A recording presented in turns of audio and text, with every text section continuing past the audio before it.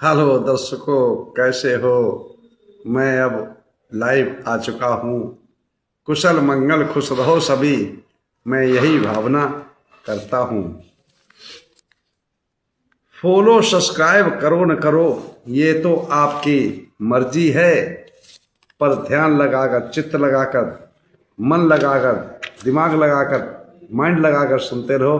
बस यही हमारी अर्जी है, यही हमारी अर्जी है। शुरू होत है धम्पद का 116वां गाथा। सुनो सभी दे ध्यान। शुरू होत है धम्पद की 116 गाथा। सुनो सभी दे ध्यान। जो पाप बग की पहली है, कराती हमें क्या भान। अब शेष बग समाप्त हो चुका है और पाप बग शुरू हुआ। तो क्या गाथा समझाती है हमें। पुण्य करने का विचार उठे मन में, पुण्य करने का विचार उठे जो मन में, तो उसे तुरंत कर लेना कीजिएगा। जो पुण्य कार्य कर न सका तो मन दुष्कर्मों में विचलित हो जाएगा। अगर अब इसको मैं डिटेल समझाऊंगा बाद में। तो इस 116वीं गाथा है धम्पद की और पाप बग की पहली गाथा है। अब ये गाथा किस समय पर, किस उद्देश्य पर, किसका लक्ष्य बनाकर और कहां पर, कैसे तथागत समय बुद्ध ने कहा, उपदेशित किया। चलते हैं उस कथा की तरफ, उस कथा की तरफ, उस व्याख्यान की तरफ। एवं मे सुतंग एकं समयं भगवा सावथियं विहरति जेत वने अनाथ पिंड कश्य आरामे। ऐसा मैंने सुना, एक समय तथागत समय संबुद्ध श्रावस्ती के अनाथ पिंड के द्वारा बनाए हुए जेतवन आराम में विहर रहे थे। उस समय की एक घटना है। क्या घटना है कि एक जो है सुलेख साटक, क्या नाम, सुकेल साटक, सुकेल साटक नाम का एक ब्राह्मण। अब बहुत लोग इसमें भ्रम में पड़ जाते होंगे कि भंते जी ब्राह्मण। देखिए, एक हमारे अनादिकाल से दो संस्कृति चली आई हैं भारत के अंदर। एक समन संस्कृति और एक बमन संस्कृति। बमन मतलब वो है जो दूसरों को बमन मतलब नीचा दिखाने की कोशिश करे, और श्रवण संस्कृति मतलब वो है जो सबको समानता के साथ सबको सम्मिलित करके चलाए। तो ऐसे ही इस किस्म का उस समझदार व्यक्ति था, ब्राह्मण था। ब्राह्मण का मतलब है जो अच्छी बातों को जानकार था। तो वो बहुत निर्धन था, गरीब था। तथागत सम्यक संबुद्ध के और धम्म के प्रति और संघ के प्रति बहुत आस्था रखता था।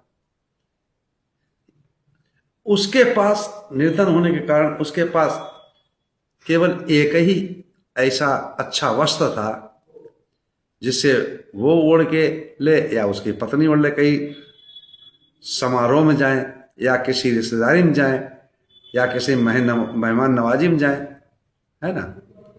तो अगर एक ही लोग जाता था, क्योंकि एक ही वस्त्र था अच्छा, तो उसको ओढ़ के जाते थे। दूसरा घर में रहता था, दूसरा जाता तो दूसरा घर में रहता। समय पर आयोजन हुआ कि भाई तथागत समय संबुद्ध ने जो है श्रावस्ती के जतवन राम में ठहरे हुए हैं, तो वो दिन में भी उपदेश करते हैं और शाम को भी उपदेश करते हैं। तो उस सुलेख साटक के मन में आया, सुना विचार किया, अपनी भार्या से बोलने लगा कि देखो ये बताओ, हमारे पास एक ही चादर है ओढ़ के जाने के लिए, अच्छी समाज बैठने लायक, तो आप दिन में जाओगी या रात में, क्यों भगवान बुद्ध के उपदेश चल रहे हैं। तो बोली ऐसा है कि दिन में मैं चली जाऊंगी और रात को आप चले जाना। सहमति बन गई। सहमति बनने के बाद तो दिन में तो जो है उनकी भार्या, उनकी जो पत्नी थी, गृहिणी थी, वो सुनने गई।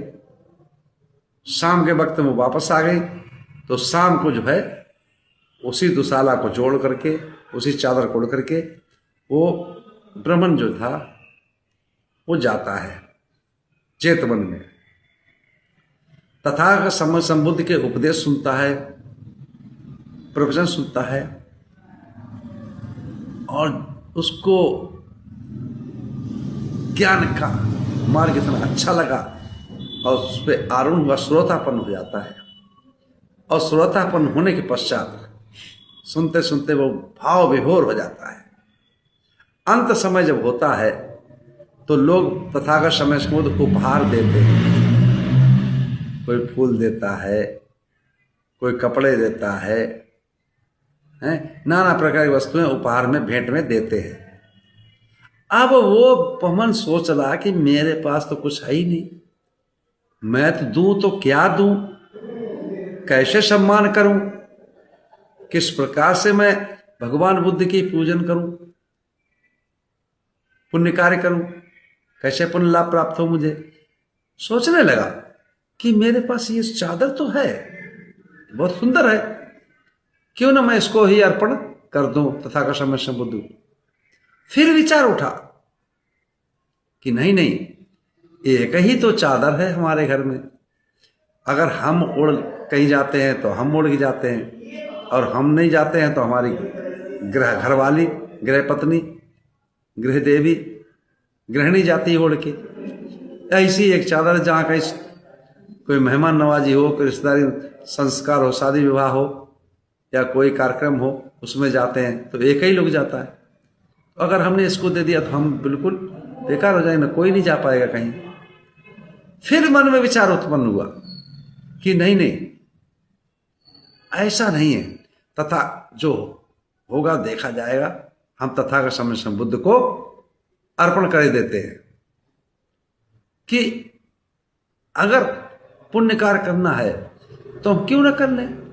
अरे आगे पीछे का किसी ने देखा, समय मिला है, ये बार बार नहीं मिलेगा। उसके मन में ये धारणा बन गई, अगर मोह माया फंसे रहे तो ऐसे ही हमारा जीवन गुजर जाएगा। उसने अपने मन की चिंताओं को मार करके कहा कि नहीं, मैं तथागत समय बुद्ध को दूंगा, और जाकर के उस चद्दर को लपेट करके तय करके और तथागत समय बुद्ध को अर्पण किया। जिस समय अर्पण कर दिया, तथागत समय स्वीकार किया, और उस समय वो अलग हट करके और नाचने लगा, कूदने लगा, गाने लगा, अरे भाई मैं जीत गया, मैं जीत गया, मैं जीत गया। तो उस उपदेश या धर्म चर्चा में जो श्रावस्ती के राजा प्रसन्न थे वो भी उपस्थित थे।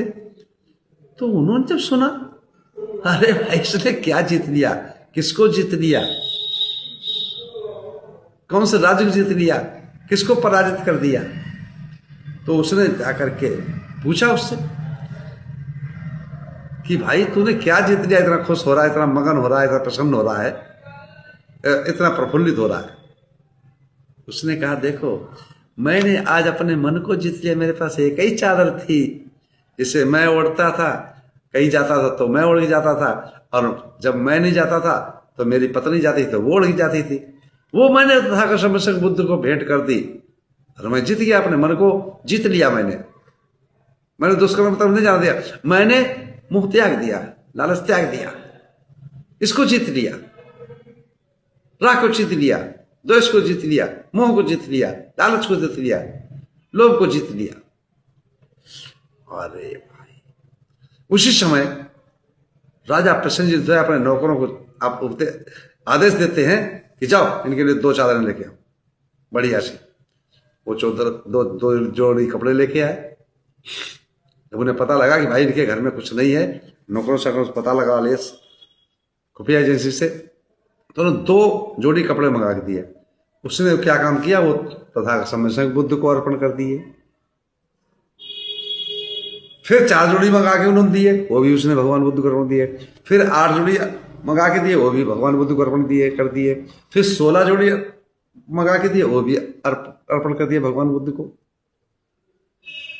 फिर 32 जोड़ी मंगवा के दिए, वो भी भगवान बुद्ध को अर्पण कर दिए। अब जो नए कपड़े थे राजा घर में, वो तो सब समाप्त हो गए। तो उन्होंने कहा मेरी जो 2 दुशालाएं पड़ी हैं बहुकीमती, उनको लेके आओ। तो उसने क्या काम किया कि वो 2 दुशालाएं बहुकीमती थी, उसको अर्पण की। जिस समय वो अर्पण कर दी, तो उसने यह काम क्या किया गया कि एक तो तथागत समय संबुद्ध को अर्पण कर दी, और एक जेतपुरी के गेट के पास जहां से भिक्षु संघ निकलता था पैर पोछ के, तो उस जगह भी बिछा दी। इस प्रकार से अब जो है वो तो चला गया अपने घर पे। इधर जो है राजा प्रसन्न जी जब वहां से निकले, तो उन्होंने देखा कि एक तो चादर इसने दे दी, एक तो घर पे ले ही गया वो।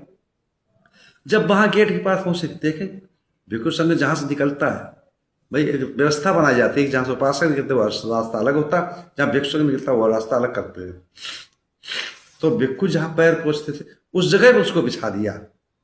उसने उसको देखा, उसने पहचान लिया कि तो दुशाला हमारा दिया हुआ। अरे भाई, इतना बड़ा त्यागी तो हमने वाकई में नहीं देखा। उसी समय उसको घर से बुलवा करके और तथागत संबुद्ध के सानिध्य में समक्ष 5 गांव उसको दे दिए, 5 परिचारिकाएं दे दी हैं कि जाओ इन 5 गांव पर तुम शासन करो, ये तुम्हारा होगा। उस उद्देश्य को, ये जब बातें हुई तो वो 5 गांव में चला गया, शासन करने लगा, धनाढ़ हो गया, पैसे वाला हो गया भाई। अब जो है 5 गांव का मुखिया बन गया, 5 गांव से कर भी बस लेने लगा, इसको आज बोलते हैं टैक्स, है ना। तो लगान भी होता है खेतों का, पानी का, टोटे को लगान भी कह सकते हैं और टैक्स भी कह सकते हैं ना। तो उसका मालिक हो गया, अब वो सब संपन्न हो गया। तो आए दिन वो भिक्षु संघ को भोजन दान देता, चीवर दान देता, वस्त्र दान देता है, डोनेशन करता। ये बातें जब हो गई, ये चर्चाएं जो है भिक्षु संघ चली, अरे देखो ये कल तो बिल्कुल भिखारी जैसा था, हैं, साकेर साटक, और आज 5 गांव का मालिक बना बैठा है, बताओ। ये चर्चाएं चल रही थी। उधर से तथागत समय से चारिका करके आ रहे थे। जब भिक्षु संघ की बातों को सुना तो उन्होंने पूछा कि भाई क्या वार्तालाप चल रही है। तो भिक्षु संघ कहता है कि तथागत ऐसी ऐसी बात चल रही। तो उसी समय वो कहते हैं तथागत समय से इस गाथा को, कौन सी गाथा को, मैं पढ़ के सुना रहा हूं भाई। देखो इसमें दुराय नहीं, झूठ नहीं बोलता हूं, क्यों याद तो होता है लेकिन मैं मिस्टेक हो जाए तो गलत। क्या बोले हैं 116वीं गाथा में, अवेथरेथ कल्याणे, अवेथरेथ कल्याणे पापा चित्तं निवारये, दद्धं हि करोतो पुण्यं पापस्मिन् रमति मनो। अवेथरेथ कल्याणे पापा चित्तं निवारये, दद्धं करोतो पुण्यं पापस्मिन् रमति मनो। पुण्य करने में, पुण्य कार्य करने में, अच्छे कृत्य करने में, शुभ कार्य करने में शीघ्रता करनी चाहिए।